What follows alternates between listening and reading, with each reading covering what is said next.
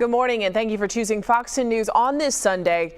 Our crews are all across the Gulf Coast this morning as we track Hurricane Ida, and it's already been a nasty morning out there no matter where you are pretty much on the Gulf Coast. We've had rain, wind gusts and tornado watches. We want to check in first with meteorologist Michael White, who's got you covered on everything going on and what's still to come. Good morning, Michael. And as we're learning now, it's getting close. It is, Shelby. It is getting very close to Grand Isle, Louisiana, which is in that southeastern part of Louisiana, south of New Orleans. It is still a strong Category 4 hurricane. Now, on these wind particle streams that are circling counterclockwise around the center of Ida, notice how they're red, and usually you don't see them as red. Usually they appear as yellow and green. Red means extremely dangerous and significant wind speeds that are showing up along near the center of Ida. Now, obviously, our winds aren't going to be that bad because we're so far away from the center, but we're on that dangerous east side, which means we got to deal with onshore flow, coastal flooding, flash flooding, and because we're in the northeast quadrant of Ida, the risk of tornadoes. We don't have any active tornado warnings right now, but we've seen several throughout the morning, and we still have an active tornado watch box in play till at least 7 o'clock this evening. I say at least because chances are the tornado threat's going to linger all the way through the first part of tomorrow. We do have one active flash flood warning in play, and that's located around Pensacola and Cantonment. That's going to be in play till at least 4 o'clock this afternoon. We'll zoom in a little closer toward that so you can see which communities are inside that maroon polygon box. Cantonment, Ensley, Pensacola, the I-110 corridor, Brent, Pine Forest, Bellevue, all located inside the flash flood warning, and I'm fairly certain we are going to see numerous flash flood warnings issued before we say goodbye to Ida. So we check out the radar and you can see it is wet just about everywhere. We got rain falling all across the Gulf Coast. A huge chunk of it around the I-10 corridor is light to moderate rain, but we have some really heavy bands showing up right now over the Mobile Bay just north of Fort Morgan, and some really powerful storms that have shown up around Atmore, Porch Creek, Brant, Florida, Pineville. These are all the same storms that were hitting Cantonment that sparked off the flash flood warning earlier. And now these storms are in the northern part of Escambia County, Florida, and in western Escambia County, Alabama, right around the Porch Creek Indian Reservation and right over Atmore and this section of Interstate 65. Let's go down and look at Ida herself. Here's Grand Isle, Louisiana. There's the eye. This is a 3-hour loop, and you can see that well-defined eye is getting very close to that southeastern tip of Louisiana, and that puts Grand Isle, Louisiana in what's known as the eye wall, which is that right side of the eye. That is the most dangerous part of any tropical system, and Grand Isle is going to be getting the brunt of all of those winds. Now, we are going to see Ida continue to move northwest toward Baton Rouge over the next 12 hours. That puts our friends in New Orleans east of the center. We'll show you the impacts there momentarily. First, let's look at the current statistics with Ida. Still a Category 4 with wind speeds of 150 miles per hour. It might miss, and I mean barely miss, becoming a Category 5 hurricane by about 10 miles per hour, but that's only because it's running out of real estate. It's almost on land, but it's still got to get through some marshy regions first. Moving northwest at 13, and here's the latest track from the Hurricane Center office in Miami. Tonight it will be back to a Category 2, and at that point it will be south of Baton Rouge, but west of New Orleans. It's back to a tropical storm tomorrow morning, right over Vicksburg, Mississippi, then back to a tropical depression as it moves over the Mississippi Delta, and then continues to veer to the north and east. We're going to remain east of that center the entire time, so even when Ida weakens from being a hurricane and a tropical storm, we're still going to have lots of rain across the Gulf Coast, which is the reason why that flooding threat is going to last for several more days. Now, even though New Orleans is not getting a direct impact, they're going to be just to the east of that center as it scoots its way between Grand Isle, which is where it's making landfall, and right near Baton Rouge, which means it's going to be dealing with triple-digit wind speeds for just about, I would say, if it's 11 o'clock right now, minimum of 10 hours. It's going to be dealing with triple-digit wind speeds.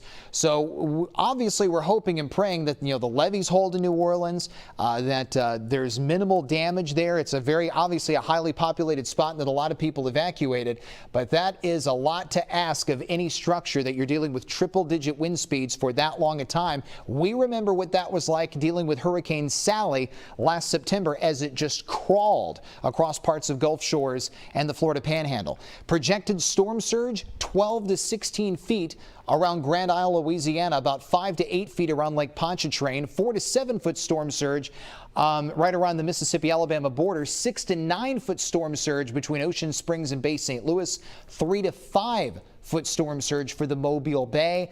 Keep in mind, if you live near the bay, you'll have that storm surge on top of a flash flooding threat. And then right over the Pensacola Bay, the storm surge projected to be around 1 to 3 feet. On the Fox 10 Futurecast, we're going to see more storms coming in this afternoon. So once one wave is done, more rolls through. Then as we go forward into tonight, we will continue to see opportunities of showers and storms, and that risk carries over into Monday morning. We don't go dry until we finally get rid of Ida.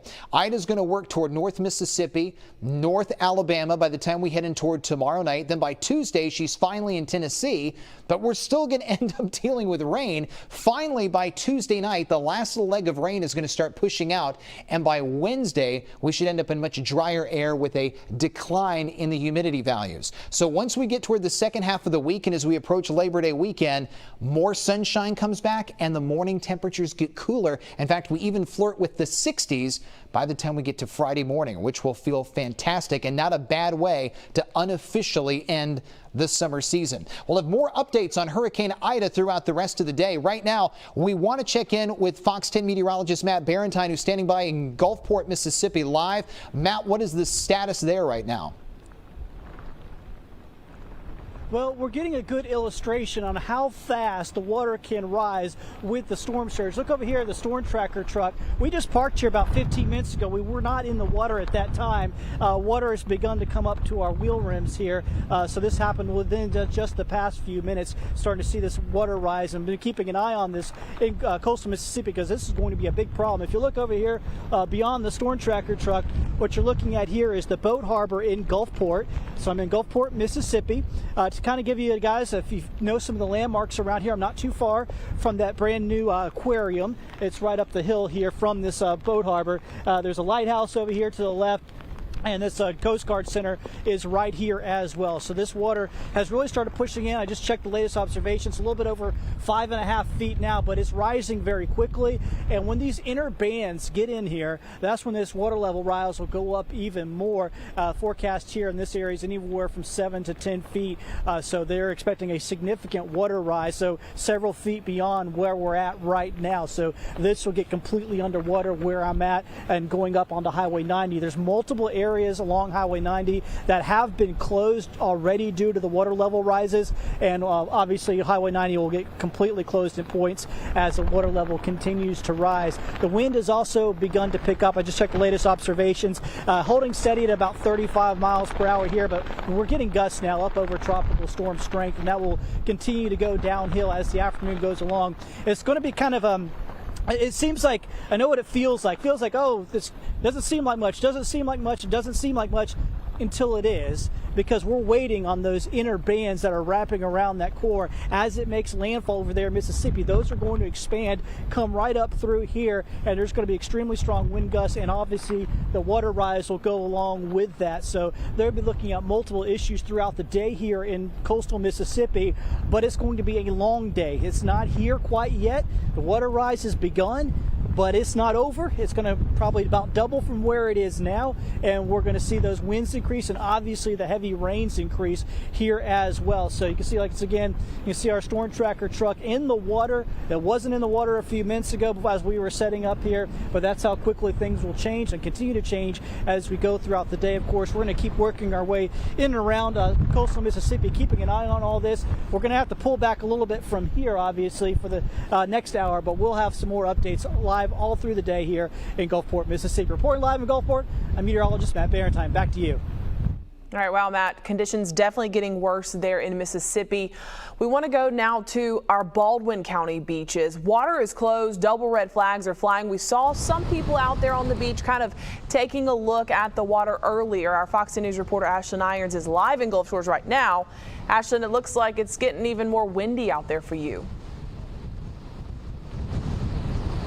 Well, that's right, Shelby, and it has been pretty off and on, but that wind definitely picking up, and all of those people have been cleared out since they closed all of the public beaches and parking lots here in Gulf Shores, including over at Little Laguna Pass. And that's just because of, like I said, the wind, the rain, and also that water coming up closer and closer, and a lot of people just coming out, take pictures of it. But crews just want to make sure everybody's staying safe. And you can see where that water has kind of worked its way up on the beach, and those poles, not sure if you could see them too well, but that is normally where trash cans and things like that and the lifeguard stands actually usually mark the halfway point of the beach, so that just goes to show how much it is actually crawling up here. But like I said, most of those people have been asked to leave and they've cleared out those parking lots, but definitely water just staying pretty rough and has been like that throughout most of the weekend, and those double red flags are still flying. But just make sure you are extra cautious as the wind and the rain is picking up more and more here, and definitely stay off of the beaches. But of course, we'll continue to bring you guys updates throughout the course of the day as Ida moves closer. But for now, back to you. All right, Ashlyn, thank you. Well, we've seen areas in Mobile County flood already. Fox News reporter Gianni Navarro is live in Bayou La Battery today. Gianni, we saw some video. We saw you earlier, just floodwaters over the road already. What's it looking like where you are right now?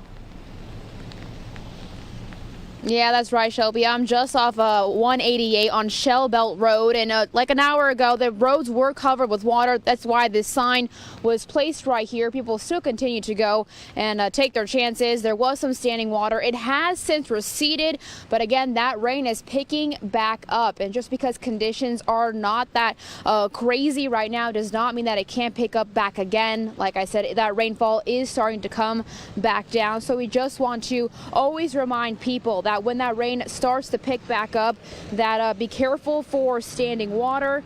Sometimes it can look a bit deceiving and looks like it's not that deep, but it ends up being deep, and we don't want anyone to be in the position where they are stuck in standing water. So right now conditions are not that bad in Bayou La Battery, at least where I am right now. But about 30 minutes ago, we did get word that 188 is closed in both directions where US 90 is. So if you're in that area or trying to get there, avoid that area. It is closed because of flooding on the roadways. But of course, we'll continue to keep you up to date with the conditions here in Bayou La Battery. For now, back to you, Shelby. All right, thank you, Gianni.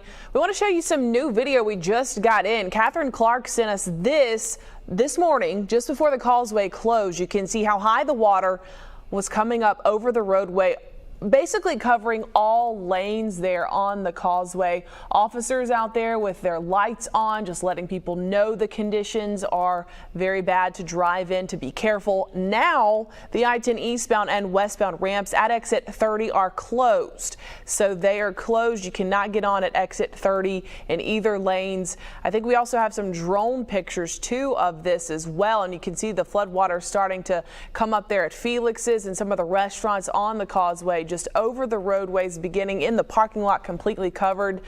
Also, we want to let you know that all state rest areas and the east lane again of the Causeway is closed because these are the conditions that you are seeing right there. Just completely flooded parking lot at Felix Fish Camp. This is from Mark Perea. Water coming up over the roadway there, so it is not good to drive there, and in some cases you cannot, especially on the eastbound lanes that are covered in that water. Again, this was before the Causeway closed that these pictures and videos were taken, so just keep that in mind if you are considering traveling. Well, we talked to Gianni, who was in Bayou La Battery, and take a look just a few hours ago. A possible tornado trying to circulate, trying to form really out there. Those dark, eerie clouds in the sky in Bayou La Battery. This is from Marquita Johnson. She sent this in to us. You can see the water also moving pretty swiftly there, coming up onto the gravel roadway there. So definitely conditions have been worse to decent to back to bad again, just on and off throughout the morning. And as we have been showing you pictures and video, remember you can send us pictures and video. We'd love to see it. Make sure you're staying safe as you do so. We also just got an email in that I want to let you know about. Austell will be closed tomorrow. That just came down. If you work there, if you know somebody who works there, if they do not know that, let them know that.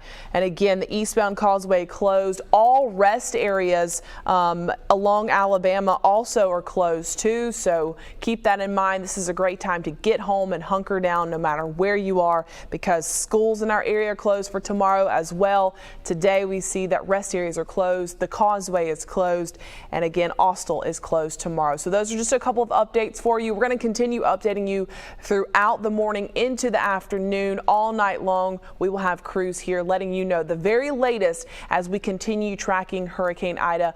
We hope to bring you the next update on Fox 10 News at 12. Make sure you stay with us for all updates though on air and online. We'll see you then.